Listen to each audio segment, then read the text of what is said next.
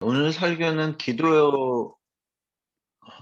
기도에 대한 기도라는 제목의 어, 설교입니다.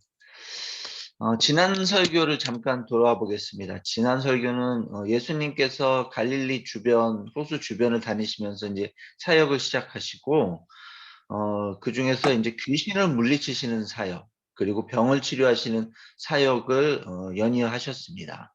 근데 이제 귀신을 물리쳤다는 것은 고의적인 악을 물리치셨다는 그런 의미고, 병을 치료하셨다는 것은 자연적인 악을 치유하셨다는 그런 의미입니다.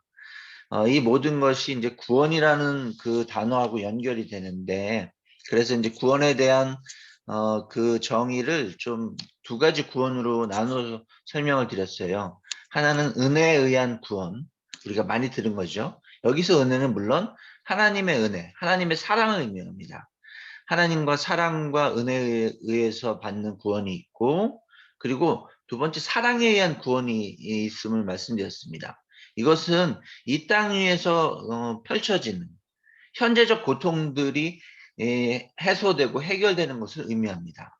사람에 의한 사랑, 그리고 여기 성경에 나와 있는 예수님께서 행하신 그 행함을 통한 그 사랑에 의한 구원들이 이제 우리에게 필요한 구원이라는 것이죠. 근데 이 두 가지 구원을 조금 이렇게 연결해서 살펴볼 필요가 있는데, 여기에 대해서 이제 제가 좀 정리를 한 부분이 있는데, 그것을 함께 좀 보도록 하겠습니다. 참된 구원, 우리가 이루어야 될 참된 구원을 향하여 우리가 무엇을 어떻게 이해해야 될 것인가? 은혜에 의한 구원만이 완전한 구원을 이루어 준다. 모든 존재에게 필요한 것은 은혜에 의한 구원이다. 그러나 사랑에 의한 구원이 하나님의 은혜가 무엇인지 바르게 설명해 준다. 사랑에 의한 구원은 은혜에 의한 구원을 향하게 하는 안내문이다. 성경에서 우리에게 이야기하고 있습니다. 우리 또한 하나님의 구원 사역에 동참할 수 있다. 무엇으로? 이웃과 자연에 대한 사랑으로 동참할 수 있고, 그것은 궁극적인 구원, 즉 은혜에 의한 구원을 향하여 나아갈 수 있도록 해준다. 라는 이제 그런 말씀을 지난주에 설교로 여러분들에게 전했습니다. 오늘은 이제 기도에 대한 부분들 이제 전하겠습니다. 어, 여기 보시다시피 계속해서 갈릴리 주변에 가버나움, 뭐 가나, 티베리아, 베세다, 거라사를 예수님의 공생의 앞부분을 전반부를 이쪽을 돌아다니시면서 사역하시고 설교하심으로 행하시는데, 지금 그런 이제 상황이 있다는 것을 이해하시면 좋겠고요. 오늘은 이제 기도에 대한 부분들을 여러분하고 좀 나누고 싶습니다. 아까 본문을 잠깐 돌아가 보겠습니다. 우리 황성 집사님이 아름다운 목소리를 읽어주신 부분, 1장 35절이죠. 새벽 아직도 밝기 전에 예수께서 일어나 나가 한적한 곳으로 가서 거기서 기도하시더니, 예수님께서 새벽에 기도하셨다는 겁니다. 사역 중간에 아마 여기 한 번밖에 표현이 되어 있지 않지만, 예수님은 이런 식으로 계속해서 기도와 사역을 병행하시면서 그 활동을 하신 것으로 그렇게 우리가 충분히 그렇게 추측할 수 있습니다. 그런데 예전 우리 여기 송악교회 멤버들 있잖아요. 이 구절이 여러분 혹시 익숙하지 않으십니까? 저는 사실 이 구절이 굉장히 저에게 인상적으로 남아있는 구절이거든요. 이게 예전에 곽선영 목사님이 굉장히 강조하고 힘주어 말씀하셨던 성경 구절의 부분입니다. 여러분 아시다시피 소망교회 하면 정말 상징적으로 중요한 부분 시간이 바로 새벽기도 시간이죠. 아주 유명한 새벽기도 시간. 근데 이제 새벽기도에 대한 어떤 외부의 여러 사람들이 그 좀 비판하는 그런 분들이 있었나 봐요. 그래서 뭐라고 비판을 했냐면, 새벽 기도가 사실은 이제 우리나라 교회에서 있는 그런 어떤 시스템과 그런 시간인데, 외국에는 이런 시간이 거의 없다고 합니다. 그러니까 이제 어떤 사람들이 비판하는 거죠. 굳이 새벽에 일어나서, 그 꼭두 새벽에 일어나서 기도하고 그럴 필요 뭐가 있느냐. 전 세계 어느 나라도 하지 않는 걸 한국 교회는 왜 이렇게 유난을 떨면서 하느냐라고 누군가가 이제 비판적으로 이야기를 한 거를 곽선희 목사님이 들으셨나 봐요. 근데 곽 목사님이 그래서 이제 그거를 그 이야기를 들으시고 이 말씀을 우리에게 전하시면서 아주 그때 진짜 강하게 말씀하셨습니다. 제가 그 내용이 아직도 생생한데 이렇게 말씀하셨어요. 곽선희 목사님이 전 세계 사람들이 새벽 기도를 안 드려도 좋습니다. 예수님께서 새벽 기도를 드리십니다. 그러면 우리는 그렇기에 새벽 기도를 드려야 되는 것입니다. 이렇게 곽선희 목사님이 이야기하시더라고요. 저 그때 굉장히 그때 은혜 받고 감동받았거든요. 그래서 그때 이제 청년 때인데 결혼도 하기 전인데 새벽 기도를 꽤 많이 갔던 기억이 납니다. 그때 저희 집이 신대방동이었거든요.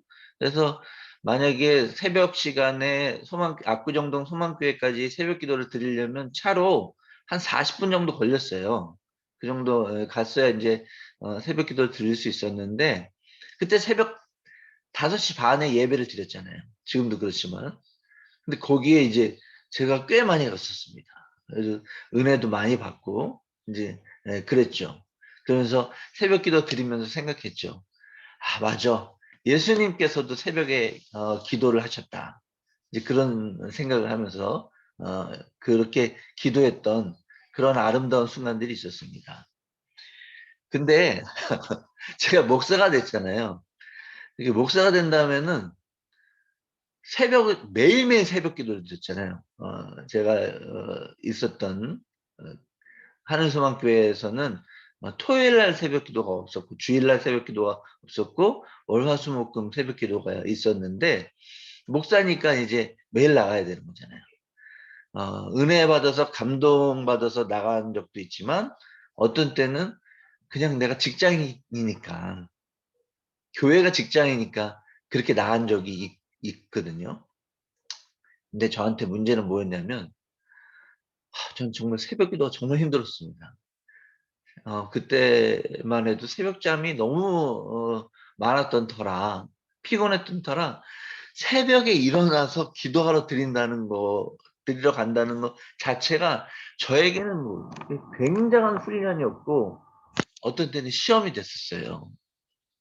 그래서 그때 이제 목사가 된 이후에 새벽 기도를 참여하면서 이런 생각을 했죠.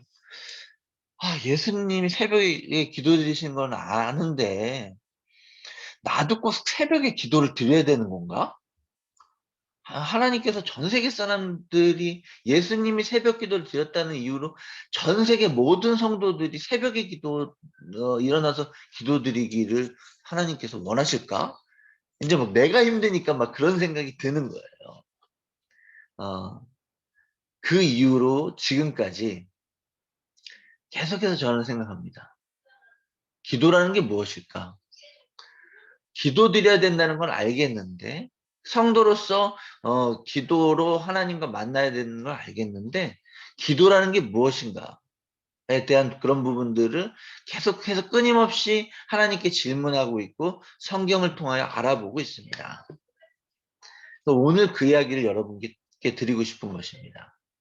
기도가 무엇인지를 설명하려고 오늘 본문을 정했는데 이제 예수님의 이 본문 새벽 기도 부분이 나오고 연이어서 나온 본문이 뭐냐면 이 나병 환자를 예수님께서 고치시는 이 부분이 나와요.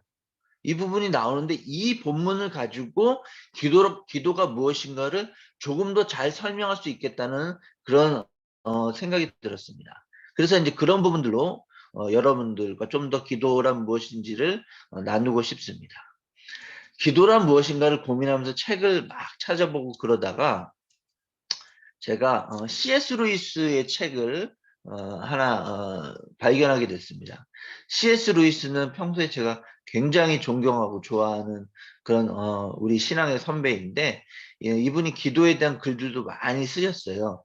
그래가지고 이분이 평소에 책이나 또는 그런 어떤 설교 연설문에서 이야기한 기도에 대한 부분들을 이렇게 어떤 분이 그거를 딱 이렇게 추려가지고 책으로 만드셨더라고요. 그 책을 보고 이제 많은 감명을 받았는데, 그 이야기들 중에 C.S. 루이스가 한 기도에 대한 어떤 정의, 기도에 대한 분류, 간단한 분류가 꽤 마음에 들었습니다.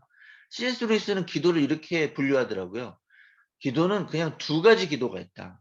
낮은 차원의 기도와 높은 차원의 기도가 있다.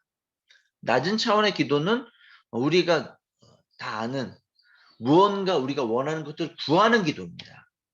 복을 비는 기도, 그리고 성취를 위한 기도, 그리고 잘 안 되는 것들에 대해서 하나님께 부탁하고 의탁하고 의뢰하는 기도.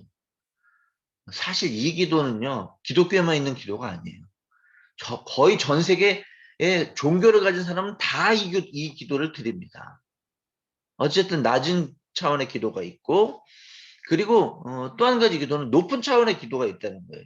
이거는 단순히 일방적으로 내가 원하는 것들을 기도 올려드리고 내가 원하는 것들을 이렇게 하나님께 아뢰는 그런 구하는 기도가 아니고, 하나님과 교감하고 교제하는 기도라는 거, 그렇게 이야기하고 있습니다. 우리 기도에 대한 좋은 책 중에 김영봉 목사님의 사귐의 기도라는 책이 있거든요. 저는 진짜 그 책 너무 좋아하는데, 여러분 기도가 궁금하시면 그 책도 가능하시면 한번 구비해 놓으시고 읽어도 참 좋겠습니다. 근데 거기 이제 기도란, 이분이 이 김영봉 목사님이 이야기하는 생각하는 최고의 기도는 사귀는 것. 하나님과 사귀는 기도가 될 때 그 기도야말로 최고의 기도다라고 말씀하고 계신 것이죠. 높은 차원의 기도가 이루어지려면 교감과 교제의 기도가 있어야 된다. 그리고 하나님과의 사귐이 있어야 된다. 이런 말씀을 하고 계신 것이죠. 근데 이제 C.S. 루이스의 책에도 이런 대목이 나옵니다. 뭐냐면, 그런 낮은 차원의 기도는 저급하고 해서는 안 되는 기도인가? 라는 그런 질문이 나와요. 낮은 차원의 기도는 무용한가? 라는 질문이 나오는 것이죠. 왜냐하면 어떤 기도는 우리가 비판적으로 바라보는 기복신앙, 오로지 복을 구하는 그런 구복의 기도하고 연결되기 때문에 그렇습니다. 뭔가 높은 차원의 하나님의 원하시는 그런 숭고하고 거룩한 것들을 원하는 분들의 시각에서 볼 때, 오로지 자기 자신의 복을 구하고 필요를 구하는 이런 기도는, 이거는 필요 없는 거 아니야? 이건 하나님께서 짜증내시는 기도 아니야? 이건 하나님께서 그냥 다 버려버리시는 그런 기도가 아닐까? 라는 그런 질문이 C.S. 루이스 당시에도 있었다는 것입니다. 그래서 거기에 대한 내용이 이제 그 책에 나오는데, 이거를 오늘 그 본문 후반부에 나와 있는 나병 환자와 예수님과의 만남의 그런 부분들을 보고 우리가 좀 살펴보도록 하겠습니다. 나병 환자와 예수님의 대화를 통해 본 기도란 무엇인가 하는 내용입니다.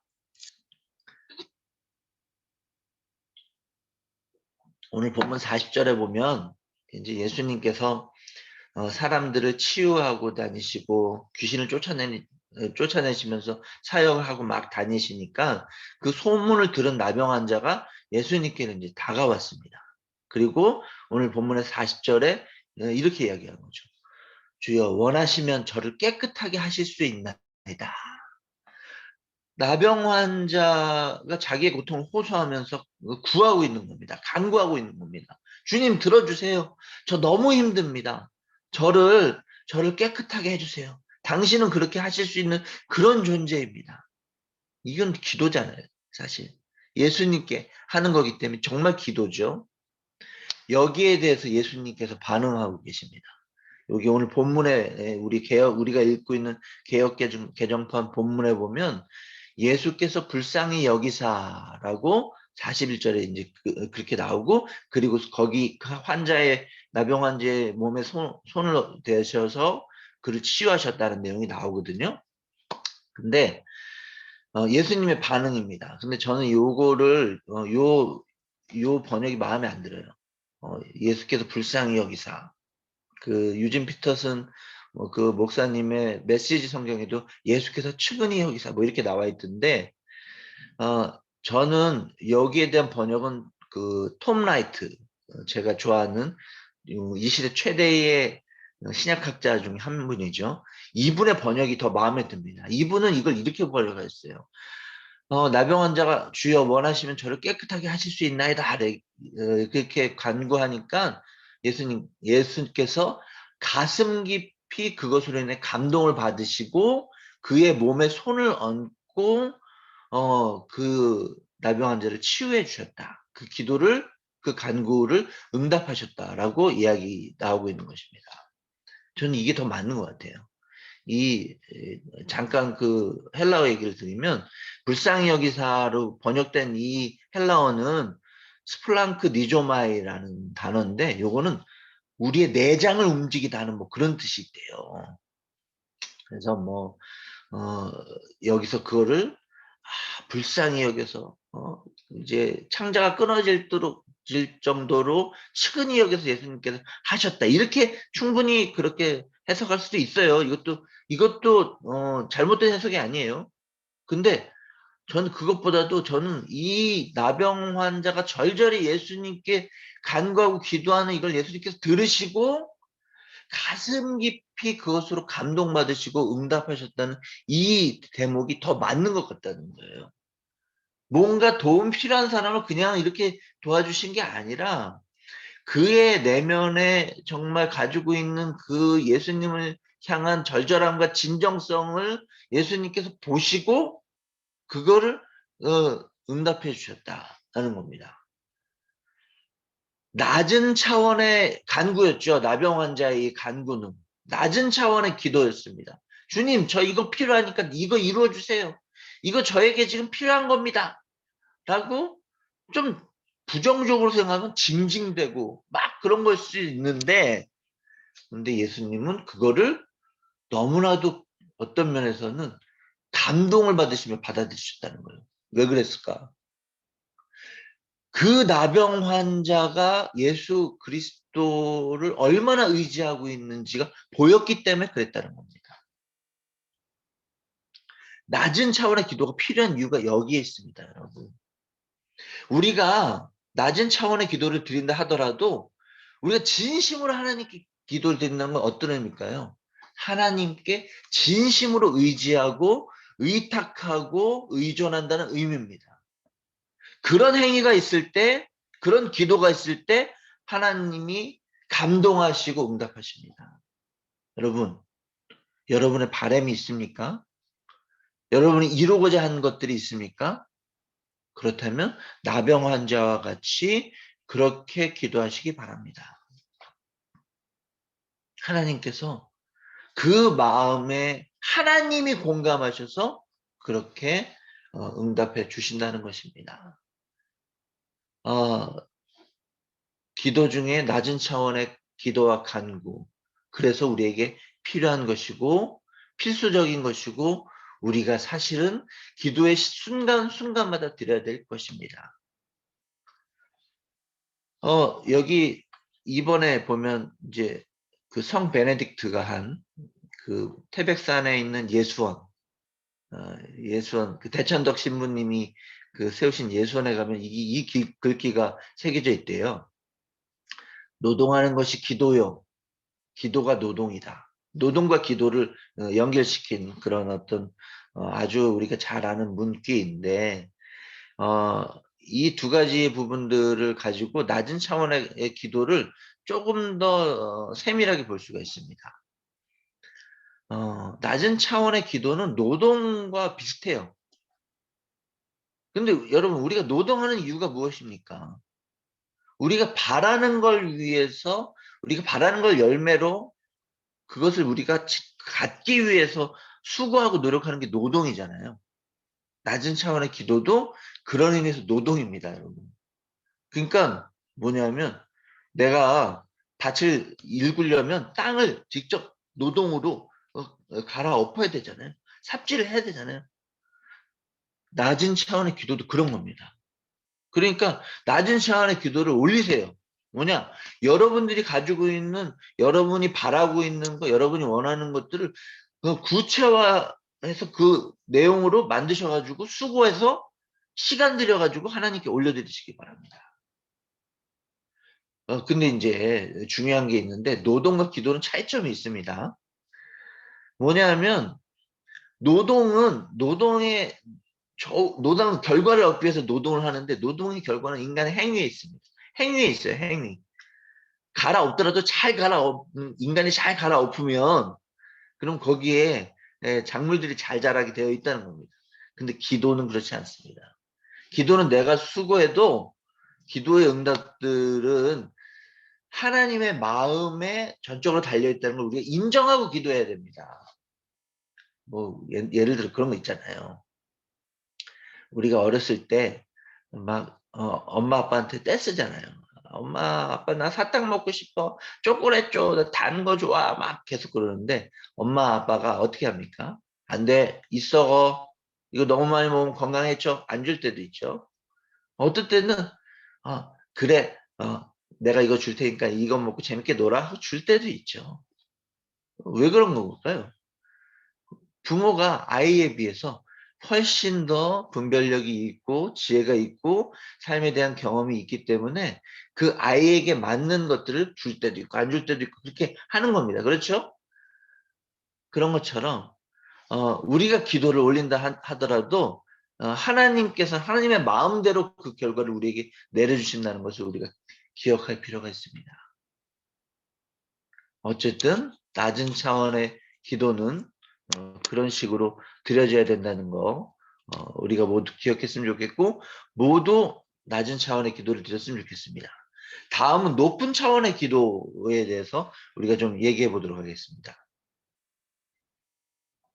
당연히 낮은 차원의 기도에 그쳐서는 안 됩니다. 우리는 높은 차원의 기도, 하나님과의 교감의 기도, 하나님과 교제하는 기도, 하나님과 사귀는 기도를 드려야 됩니다. 나병 환자의 병을 고쳐주신 예수님께서 나병 환자에게 경고하십니다. 44절에 삼가 아무에게 아무 말도 하지 말고 가서 내 몸을 제사장에게 보이고 내가 깨끗하게 되었으니 모세가 명한 것을 드려 그들에게 입증하라. 예수님 두 가지를 말씀하고 계세요. 하나는 내가 지금 너 고쳐준 거 얘기하지 말아라. 또 하나는 너가 몸 고쳐진 거를 제사장에게 보여라. 왜 이 두 가지를 얘기했냐면 나병 환자가 감히 생각하지 못한 차원의 어떤 하나님 나라의 완성을 위해서 나병 환자에게 지금 뭔가 응답하고 계신 겁니다. 말씀하고 계신 거예요. 근데 나병 환자는 그 이야기를 듣고서 높은 차원의 예수님의 어떤 나병 환자를 향한 일종의 충고고 경고고 그랬는데 나병 환자는 그걸 듣지도 못하고 제대로 받아들이지 못하고 이해하지도 못하고 어떻게 했냐? 경거망동해가지고 여기 45절에 보면 그 사람이 낫자마자 나병 환자가 나가가지고 예수가 나를 낫게 해줬다 하고 사람들이 동네방네 떠들고 다녔다는 거예요. 근데 예수님께서 이 나병 환자에게 두 가지 이야기를 하신 이유가 있습니다. 첫째, 아무 말도 하지 말아라. 이거 내가 고쳐준 거 너 조용히 하고 일단 너가 이걸 비밀을 간직해라 하고 말씀하신 이유는 예수님에 대한 잘못된 소문이 주변에 쫙 퍼져가지고 주변뿐만 아니라 특히 이제 위정자들 그리고 제사장들 당시 이스라엘을 다스리고 있던 사람 귀에 들어갔다가 잘못해서 예수님이 하고 계신 하나님 나라 운동에 방해가 될까봐 말하지 말라고 예수님 말씀하신 거거든요. 근데 이제 나병 환자 동네방네 잘 기뻐가지고 그냥 뭐 앞뒤 생각 안 하고 그냥 막 떠들었다는 거죠.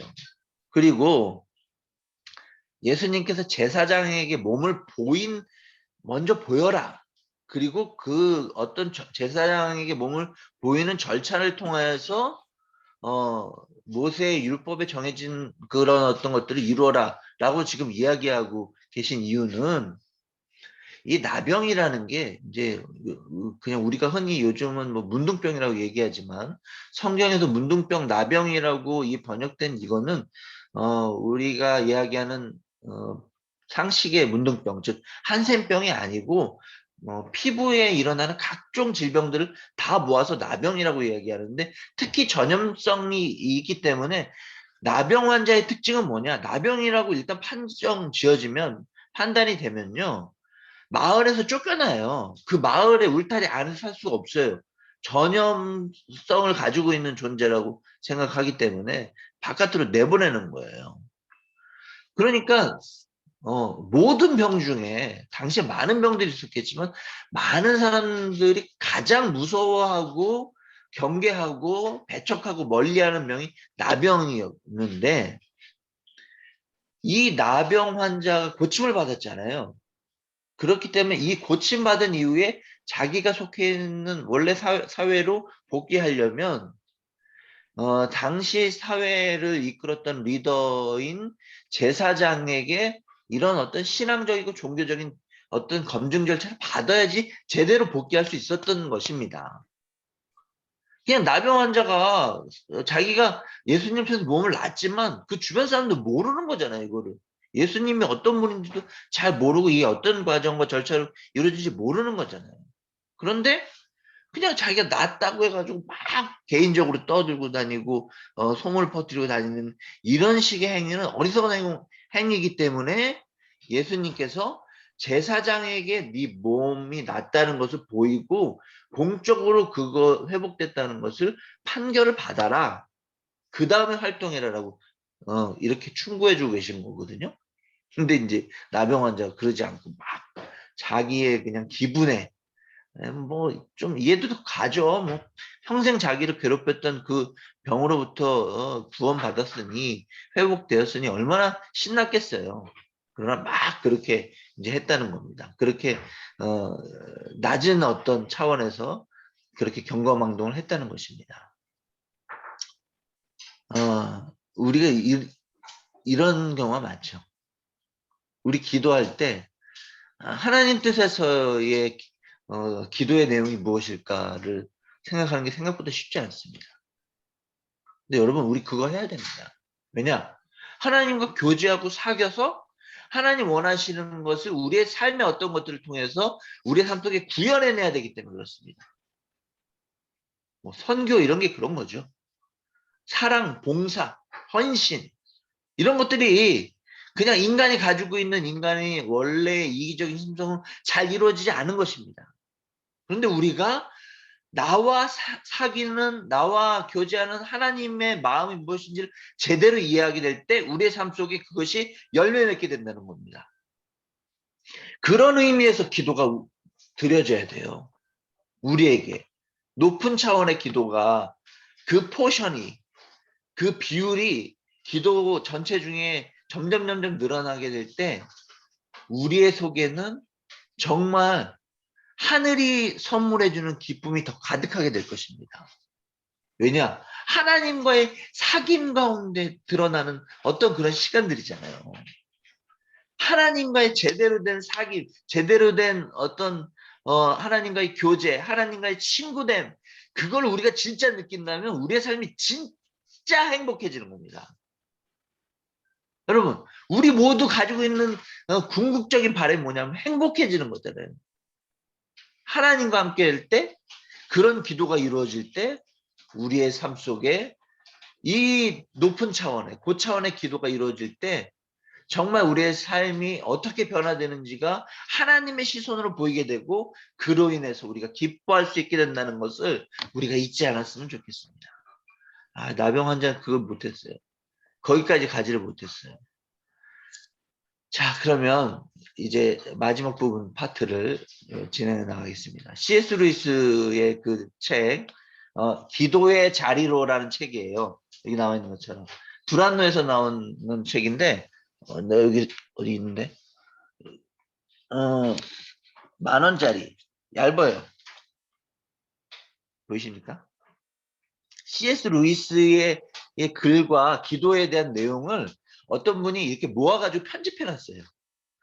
근데 참 좋았어요. 정말 여러분 좀 해석이죠. 번역이 좀 아쉬운데 번역이 아쉽지만 그래도 이거 여기 여러 가지 좋은 내용들이 많으니까 이것들 여러분들이 한번 사서 집에 이렇게 비치해 놓으시고 보면 정말 좋을 것 같습니다.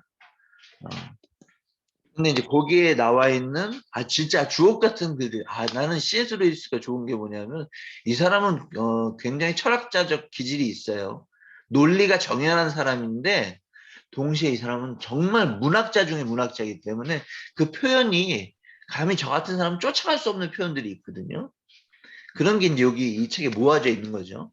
그거 중에 좋은 게 너무 많았는데 딱 4개만 여러분들에게 소개를 해드리겠습니다. 그리고 오늘 설교를 마무리를 하겠습니다.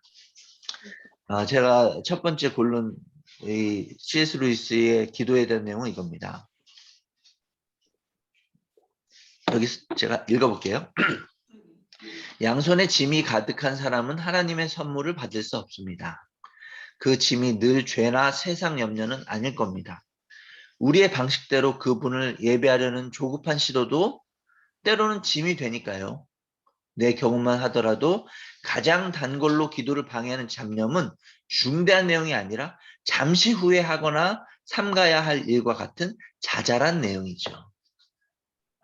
기도할 때 우리가 기도하면 하나님께서 응답을 우리 손에 쥐어주시는데 그게 잘 안 되는 중요한 이유 중에 하나가 뭐냐? 현재 내가 해야 될 긴급한 일이 나를 사로잡고 있기 때문에 기도가 제대로 안 된다는 겁니다. 기도하기 전에 자기가 가지고 있는 현재 이루어야 될 근심 걱정들을 먼저 내려놓는 작업을 하시길 바랍니다. 두 번째, 이건 참 좋았어요. 아침에 정원에서 기도할 때 이슬과 새와 꽃을 줄곧 못 본 채 하면 그곳을 떠날 때 정원의 생기와 환희에 압도될 것이다. 그러나 압도될 목적으로 정원에 가면 일정한 나이가 지나서는 열에 9번은 아무 일도 일어나지 않을 것이다. 이거는 제가 이해하기로는 이래요. 뭐냐면 이분이 이제 아침에 딱 일어나자마자 그분의 정원에 가서 기도를 하는데 기도에 집중하기 위해서 그 아침의 풍경, 아침 이슬, 아침에 지저귀는 새, 꽃 이런 것들은 내가 차단해야지 하면서 내가 해야 될 기도의 내용, 내가 해야 될 형식적인 기도에 집중하는 겁니다. 그러다가 이제 기도를 한잔 딱 하고 눈을 딱 뜨면 그 아름다운 풍경이 쫙 펼쳐지고 그거에 이제 압도된다는 거예요. 너무 기분 좋게 된다는 거예요. 처음에는.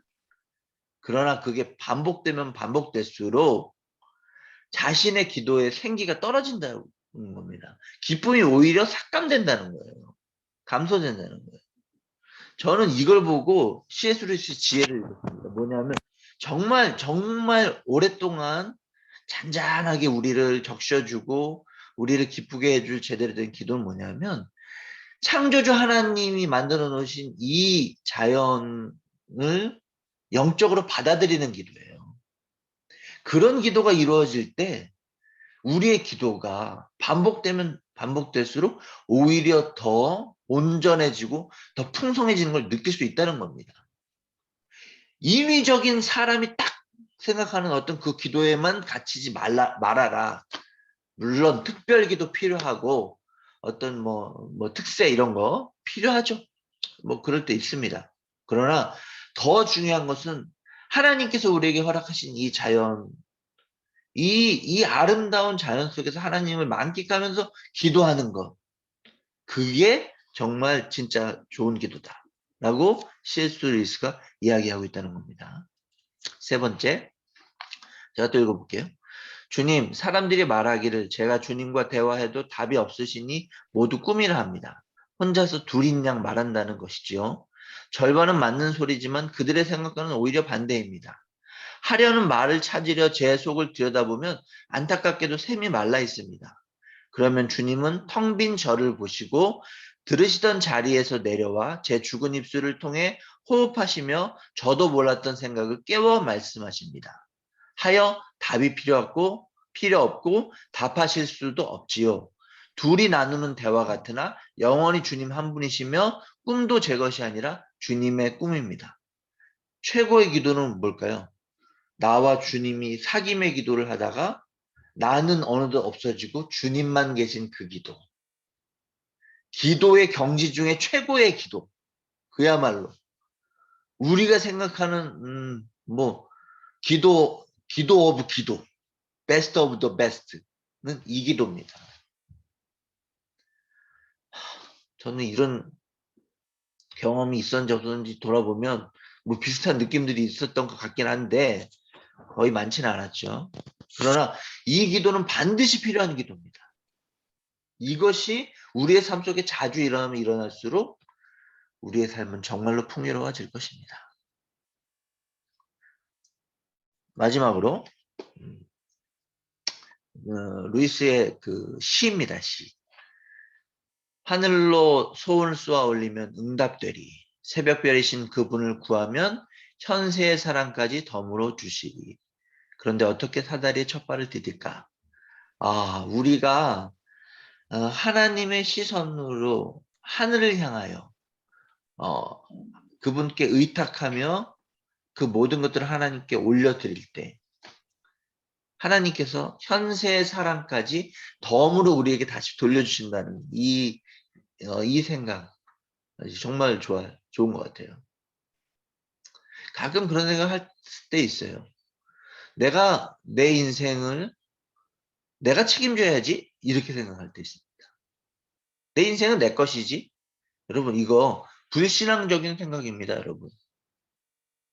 크리스찬은요. 그 사람의 인생이 예수님 겁니다. 하나님 것입니다. 성령님 것입니다. 그분께 의탁하게 될 때 그분께 모든 것들을 그분과 동행하며 그분의 뜻을 내 삶에 이루려고 할 때 현세의 사랑까지 덤으로 그분이 내려주세요. 우리를 그저 하나님께서 쪽쪽쪽쪽 빨아먹고 그리고 버리는 그런 분이 아니라는 걸 여러분이 기억하십시오.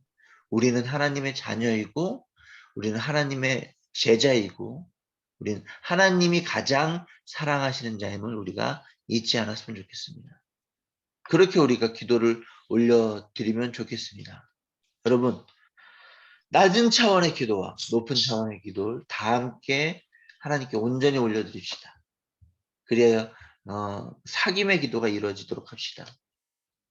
참으로 하나님이 기도의 자리 가운데 함께 하실 때 얼마나 놀라운 일이 일어나는지를 체험하는 우리들이 되었으면 좋겠습니다. 그렇게 날마다 기도로 온전히 행복해지는 여러분이 되기를 주님의 이름으로 축원합니다. 오늘 말씀 마쳤습니다. 오늘 말씀을 채워하는 기도 제목을 여러분께 올려드리겠습니다. 황소영 집사님도 이 선교사님을 아시는지 모르겠어요. 우리 청년부 제가 정말 아끼고 존경하는 후배이기도 한데 배소망 선교사입니다.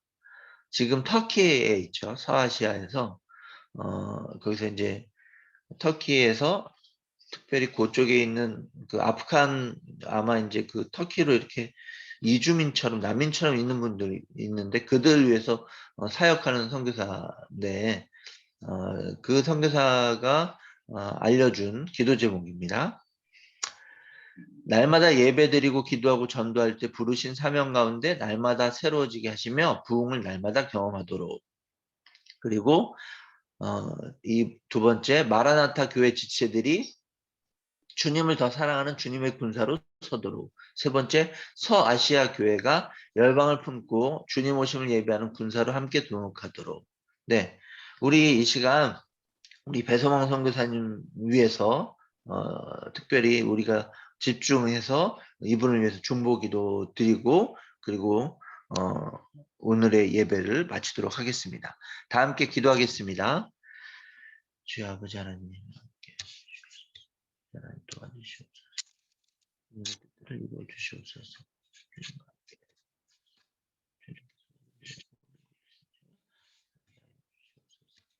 하나님께서 함께 하시옵소서.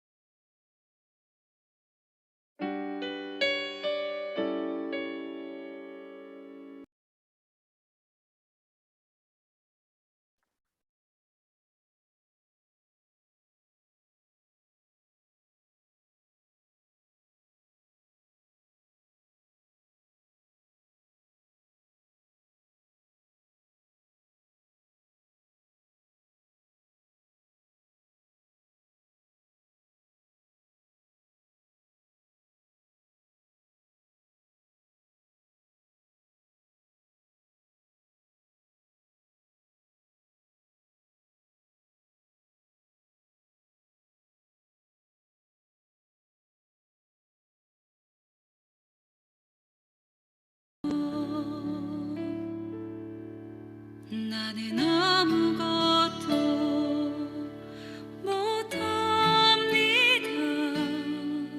주님의 능력이 없으면 나는 한순간도 못 삽니다. 주님의 생명이 없으면. 제가 배소망 선교사를 위해서 기도하겠습니다. 사랑의 하나님, 지금 저 먼 타국 터키에 가서 그 이슬람이 전부인 것처럼 보이는 그 땅 가운데 가서 하나님의 놀라운 복음들을 전하기 위해서 애쓰는 배소망 선교사와 함께하여 주시옵소서. 그가 돌보고 있는 지체들 하나님 함께 하시고 그곳 가운데 날마다 하나님의 풍성함이 더하도록 하시고 그의 선교 활동을 통하여 복음을 받아들이는 이들이 늘어나도록 하나님께서 배소망 선교사를 붙드시고 축복하시고 그 땅과 그 땅에 있는 영혼들을 축복하여 주시옵소서. 예수님의 이름으로 기도드립니다. 아멘. 오늘 지금 보니까 내가 너무나도 사랑하는 짠나가 들어와 있는데 짠나 지금 얼굴 보여줄 수 있나요? 네. 얼굴 좀 보여주세요. 아, 예, 이게 평소에 보던 모습이 아닌데 굉장히 이게 좀 전에 일어났던 이런 느낌. 네, 너무 그래도 예쁘네요. 우리 짠나 여기서 보니까 정말 좋은데 그동안 제가 이제 우리 설교가 이런 것들이 강해기 때문에 짠나한테 부담될 것 같아가지고 초대를 안 했는데 우리 또 강혜승 사모님이 짠나를 초대해 주셨습니다. 짠나 기도 제목이나 이런 거 잠깐 얘기해 줄래요? 기도 제목이에요. 어떻게 지내는지도 말해줘요. 저 지금 홍성 브레이크에서 일하고 있어요. 음, 근데 여기는 여자는 혼자만 있어서 좀 어떤데 힘든 것도 있는데 근데 갑자기 다른 캄보디아 여자 봤어요. 그 친구도 친절하고 또 어떤 데는 저한테 좀 도와주고 약도 주고 메시지도 채팅해서 뭐뭐 해요 이렇게 그래도 저 좀 기분이 괜찮아요 지금은. 처음에는 좀 외롭고 자기가 왜 여기는 혼자만 있어서 음, 힘들어요. 음, 근데 지금은 괜찮아요. 우리 짠나는 진짜 늘 씩씩해. 대단한 것 같아. 내가 아무리 봐도 짠나가 이렇게 어렵고 힘든 가운데서도 늘 뭐랄까 도전하고 그리고 긍정적으로 생각하고 이런 그리고 힘든 것들을 잘 이겨내는 모습 보면 진짜 참 제가 감히 쫓아갈 수 없을 정도로 센 사람이구나 이런 생각 듭니다. 어, 짠나 어, 매주 들어오지 않아도 되니까 우리 같이 기도하고 얘기하고 싶을 때 우리 예배 들어오세요. 네. 네. 맞아요. 그 홍성 브레이크에서 일하고 이런 거는 괜찮아요? 괜찮아요. 근데 여기는 남자만 있어서 음, 여자 있는데 근데 아줌마 3명 있어요. 근데 저는 좀 여기 일하는 거 남자 일하는 하는데 어떤 데는 좀 힘들어요. 음, 지금 음, 일 익숙하지 않아서 음, 힘든 것도 많이 있어요. 배운 그렇지. 것도 많이 있어요. 음, 그래도 파이팅! 에, 너무 좋고, 저기 뭐야, 오늘 같은 모습 자주 볼 수 있었으면 좋겠어요. 네. 네. 너무 짠나 보니까 너무 기분이 더 좋아졌고, 오늘 예배 함께 하게 돼서 감사합니다. 우리 모두 예배 함께 하신 분들 너무너무 좋고요. 여러분들이 있어서 행복합니다. 하나님이 그렇게 기뻐하실 것 같아요. 오늘 마무리 제가 이제 축도하고 오늘의 예배를 마치도록 하겠습니다. 기도하겠습니다. 지금은 우리 주 예수 그리스도의 은혜와 아버지 하나님의 크신 사랑과 성령의 감화 감동 교통하심이 기도로 하나님 앞에 나아가려는 자들, 그를 결단하는 우리 여아린 커먼 라이프 예배에 오신 모든 지체들 그 머리 위에, 그들의 가정 위에, 또 오늘 특별히 함께한 우리 짠나의 인생 위에, 그리고 짠나의 회사인 홍성 브레이크 위에, 그리고 캄보디아와 한국과 코로나로 고생하는 전 세계 위에 지금부터 영원까지 함께 하실 것을 간절히 축원하옵나이다. 아멘. 아멘. 짠나 또 만나. 내가 네, 한번 내려갈게 안녕히 계세요. 홍성에. 네, 감사합니다. 안녕히 계세요. 네, 오늘 예배를 그럼 마치도록 하겠습니다. 감사합니다. 황 집사님 감사합니다. 짠나 이제 너부터 나가. 내 마음 다해 예, 마치겠습니다. 찬양